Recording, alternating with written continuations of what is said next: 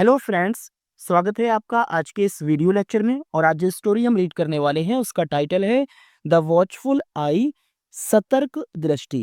Guys, ये बहुत ही अच्छी स्टोरी है और इस स्टोरी के थ्रू हम इम्प्रूव करेंगे अपने इंग्लिश रीडिंग स्किल्स और इंग्लिश ग्रामर के कॉन्सेप्ट्स को। इस स्टोरी में आपको बहुत से इंग्लिश के न्यू वर्ड मीनिंग्स भी देखने को मिलेंगे जो आप नोट डाउन कर सकते हैं। और इस स्टोरी को बिल्कुल बेसिक लेवल से हर एक वर्ड का हिंदी मीनिंग बताते हुए मैं आपको इंग्लिश पढ़ना सिखाऊंगा। तो गाइज, मेरी आपसे रिक्वेस्ट है, वीडियो में एंड तक बने रहिएगा। और स्टोरी पसंद आए तो वीडियो को लाइक कीजिए, शेयर कीजिए और चैनल पर नए हैं तो सब्सक्राइब भी कीजिए और नोटिफिकेशन को ऑन करना बिल्कुल ना भूलें। तो बिना देरी की हम स्टोरी को पढ़ना शुरू करते हैं। The watchful I. वॉचफुल का मतलब होता है सतर्क। वॉचफुल एक एडजेक्टिव पार्ट्स ऑफ स्पीच है जो कि बना है वॉच में फुल लगाने से। और आईनिस होती है आंख, और जिसका मतलब होता है देखना। दृष्टि जिसका मतलब है देखना, तो इसका मतलब है सतर्क दृष्टि। तो किस तरह से ये टाइटल इस स्टोरी से रिलेट करता है, तो आइए इस स्टोरी के थ्रू हम इसको समझने की कोशिश करते हैं। सेठ Roshanlal had lost N I in an accident. तो सेठ रोशनलाल, ये एक प्रॉपर नाउन है, किसी विशेष व्यक्ति का नाम है। हैड लॉस्ट यानी खो चुका था, एन आई एक आंख, इन एन एक्सीडेंट एक दुर्घटना में। सेठ रोशनलाल एक दुर्घटना में एक आंख खो चुका था।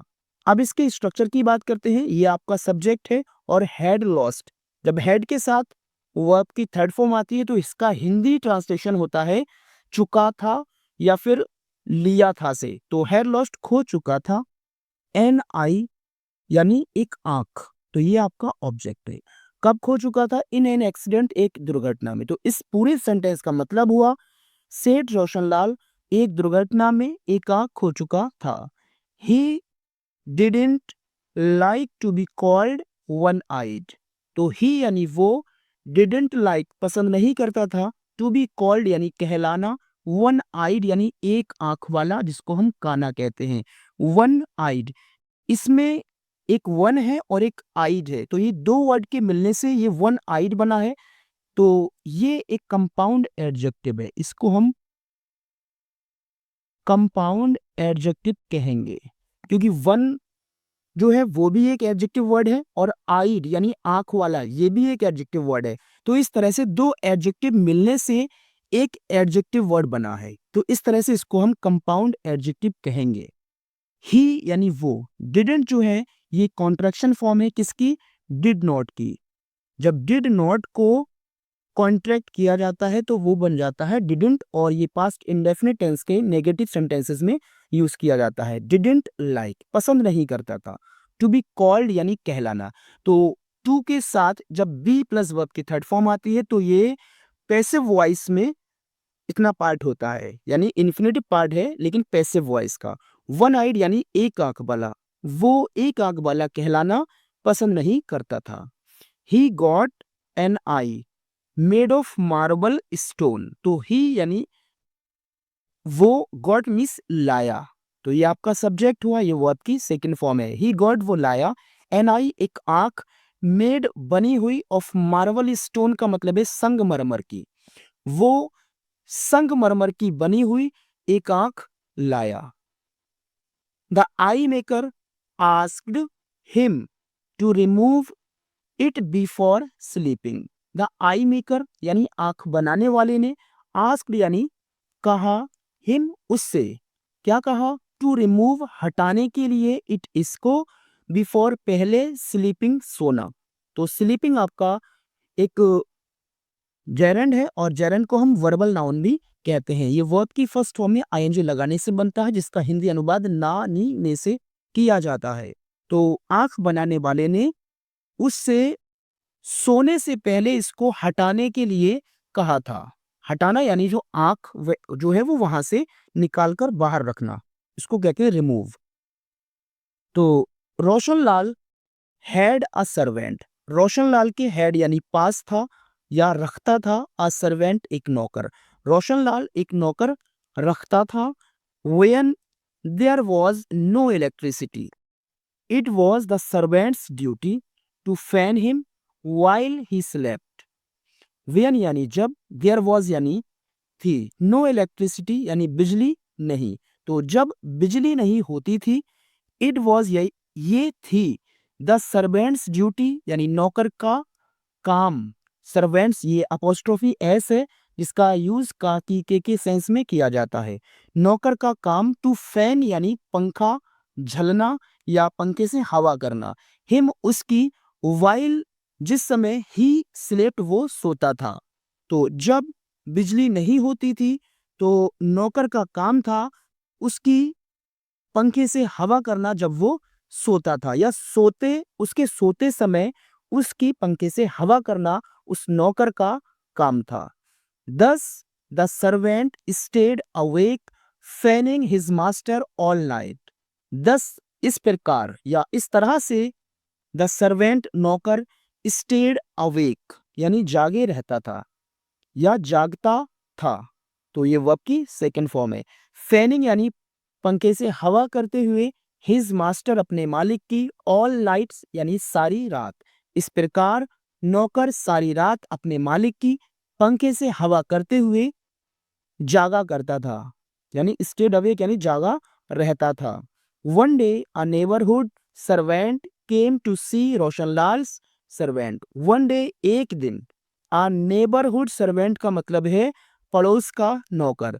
तो ये वाला जो वर्ड है ये विशेषता बताता है इस नौकर की, यानी वो नौकर कैसा था, पड़ोस का नौकर था। तो इस तरह से ये एक एडजेक्टिव पार्ट्स ऑफ स्पीच है। नौकर केम यानी आया, ये कम की सेकंड फॉर्म है। कहाँ आया, टू सी यानी मिलने या फिर देखने। रोशनलाल सर्वेंट, रोशनलाल के नौकर को। एक दिन एक पड़ोस का नौकर रोशनलाल के नौकर से मिलने आया। He was very surprised to find his friend sleeping in the broad daylight. तो he was वो था, वेरी सरप्राइज्ड बहुत आश्चर्यचकित, टू फाइंड यानी देखकर, फाइंड मीन्स होता है पाना, और किसी चीज को किसी हालत में देखना भी फाइंड ही होता है। तो टू फाइंड यानी देखकर, हिज फ्रेंड अपने दोस्त को, स्लीपिंग सोते हुए, in the broad daylight यानी दिन के उजाले में या दिन के समय, वो दिन के समय में अपने दोस्त को सोता हुआ देखकर बहुत आश्चर्यचकित था। यहाँ पर इसके स्ट्रक्चर की बात करते हैं तो वॉज के बाद कोई एक्शन वर्ब नहीं है, तो वॉज तो यहाँ पर एक लिंकिंग वर्ब है, और वेरी सरप्राइज्ड, सरप्राइज्ड आपका एडजेक्टिव पार्ट्स ऑफ स्पीच है, और जो वर्ड किसी भी एडजेक्टिव की विशेषता बताता है उसको हम कहते हैं एडवर्ब। तो ये वेरी एक एडवर्ब पार्ट्स ऑफ स्पीच है। टू फाइंड एक इन्फिनेटिव वर्ड है, और स्लीपिंग आपका पार्टिसिपल फॉर्म में एक एडजेक्टिव है जो कि एडिशनल इंफॉर्मेशन देता है किसकी, उसके दोस्त की। तो आगे बात करते हैं। He remarked, why do you sleep during the daytime? He उसने remarked कहा, उसने कहा, why do you sleep? तुम क्यों सोते हो? During the daytime दिन के समय। तो उसने कहा तुम दिन के समय क्यों सोते हो? I have to fan my master all night long. I मुझको have to fan यानी पंखा झलना पड़ता है, माई मास्टर अपने मालिक का, ऑल नाइट लॉन्ग यानी पूरी रात, मुझे अपने मालिक का पूरी रात पंखा झलना पड़ता है। हैज़ टू, हैव टू के बाद कोई वर्ब की फर्स्ट फॉर्म आती है तो इसका मतलब होता है हमें कोई काम मजबूरी में करना पड़ता है या फोर्सफुली। व्हाट अ जोकर, क्या मजाक करते हो। Why do you stay awake all night, why क्यों, डू यू तुम, स्टे अवेक यानी जागते हो, ऑल नाइट सारी रात, तुम क्यों जागते हो। I go to sleep as soon as my master falls asleep. I यानी मैं, गो टू स्लीप सो जाता हूँ, एज सुन एज जैसे ही, माई मास्टर मेरा मालिक, फॉल्स एजलीप सो जाता है, यानी जैसे ही मेरा मालिक सो जाता है तो मैं सो जाता हूँ। जब नींद आती है तो उसके लिए फॉल को वर्ब के रूप में यूज करते हैं। You must also do the same, the other servant suggested you. तुमको मस्ट यानी चाहिए, मस्ट एक मॉडल वर्ब है जिसका यूज जरूरी कामों के लिए किया जाता है। ऑल्सो यानी भी, डू करना, द सेम ऐसा ही द अदर सर्वेंट दूसरे नौकर ने सजेस्टेड यानी सुझाव दिया।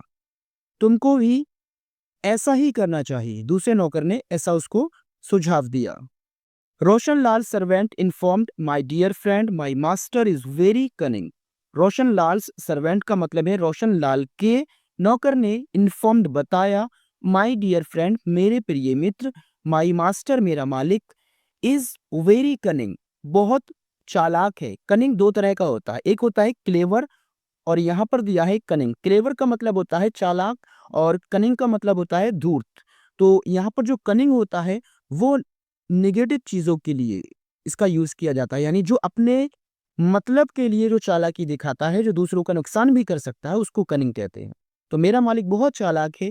Before going to sleep he takes out one of his eyes and keeps it on a table to keep a watch over me.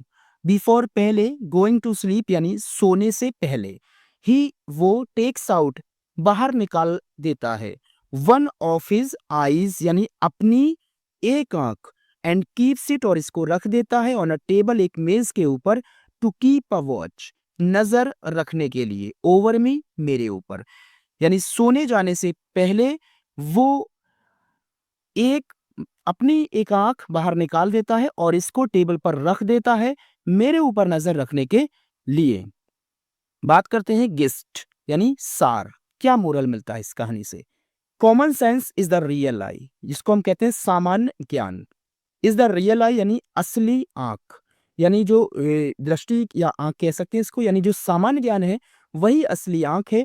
A man without it is blind even if he has two eyes. एक आदमी without it यानी इसके बगैर, is blind अंधा होता है, even if चाहे he has उसके पास हो टू आईज दोनों आंखें। अगर आदमी के पास कॉमन सेंस नहीं है तो वो इसके बगैर अंधा है, चाहे भले ही उसके पास दोनों आंखें क्यों ना हो। तो गाइस स्टोरी अच्छी लगी हो लाइक शेयर कमेंट कीजिए। कोई भी आपकी क्वेरी हो, कोई भी किसी भी तरह का क्वेश्चन हो, आप कमेंट बॉक्स में पूछ सकते हैं। Thank you watching the video.